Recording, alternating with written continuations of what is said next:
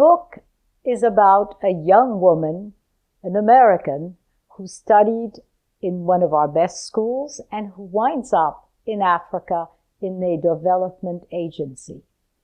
And this is her first time in Africa.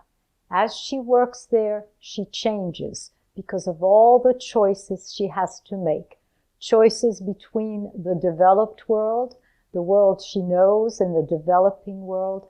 Choices between the men she knows, choices between the type of work she wants to do in development.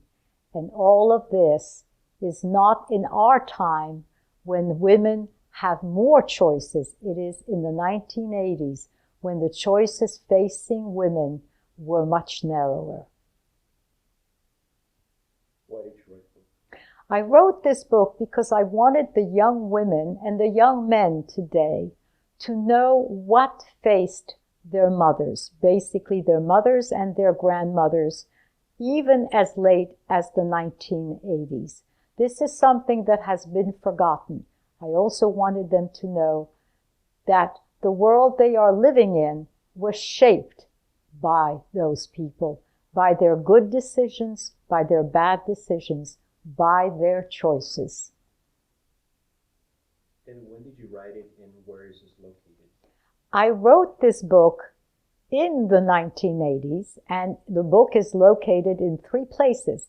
It is located in a little town in New York called Great Neck. It's located in Yaoundé, Cameroon, a place in Africa, and it is located also in Rome, Italy.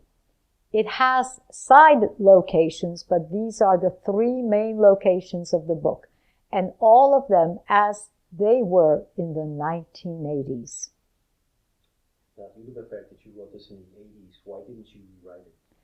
I did not rewrite the book, even though I wrote it in the 1980s, because I wanted it from the point of view of somebody who lived in the 1980s, and not from the point of view of a person who is living now more than 30 years later.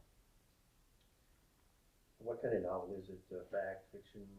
This is a novel which you can call a historic novel, because so many of the things in the novel are historic. If you are old enough, you will remember that this was the time when Richard Chamberlain played in The Thornbirds. If you're not old enough, you won't remember that, but you will learn that. The facts, the way people communicate, the telexes, the letters, all those things which people today who are in their 20s or in their 30s no longer use. This was a different world. I wanted that world to be opened up to those who are living today.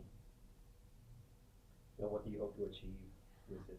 One of the main reasons that I wrote the book is that I wanted people to know more about the United Nations, because the development agency in the book is the United Nations Development Agency. I wanted people to know it not from the political stances that are being taken by leaders all over the world. I wanted them to know it by the people who are actually working in the offices, who are working on the ground, who are trying their best in spite of their weaknesses and in spite of the weaknesses of the leadership.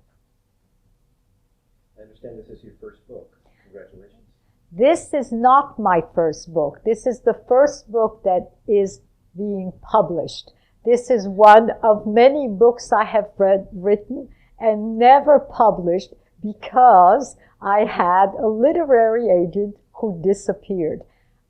Today, I believe that was the best thing that happened, because I can bring the stories as they were at the present time. Great. Thank you so much. Thank you.